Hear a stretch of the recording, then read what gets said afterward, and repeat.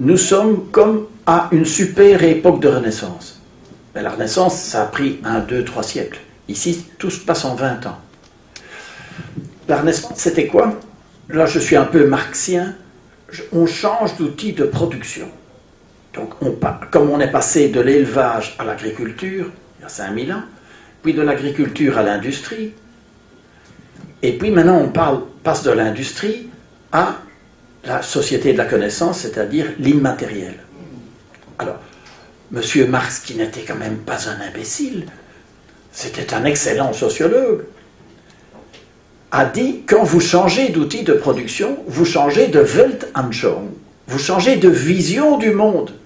Quand vous êtes dans votre champ en train de cultiver la terre, ou bien si vous êtes dans une usine comme Charlie Chaplin à tourner des roues, votre vision du temps, de l'espace, du divin, du sens de la vie change complètement. Eh bien, ce qui est en train de se passer maintenant, c'est ça. Nous quittons la société industrielle avec sa vision matérialiste, mécaniciste, orientée sur la machine, où l'humain est un bazar qui se trouve en dessous de la machine, et si on peut se passer de l'humain et mettre plus de machines, c'est encore mieux.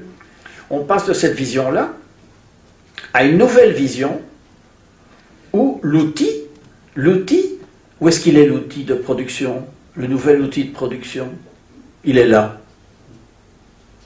Et donc l'outil de production rentre à la maison tous les soirs. Il n'y a plus... Le patron, il ne peut plus posséder, ou le syndicat, posséder l'outil de production. Il peut le manipuler, mais pas le posséder.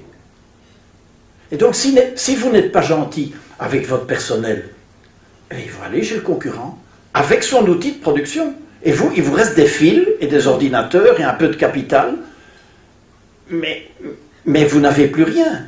Et donc, c'est en ça que nous sommes dans une époque post-capitaliste.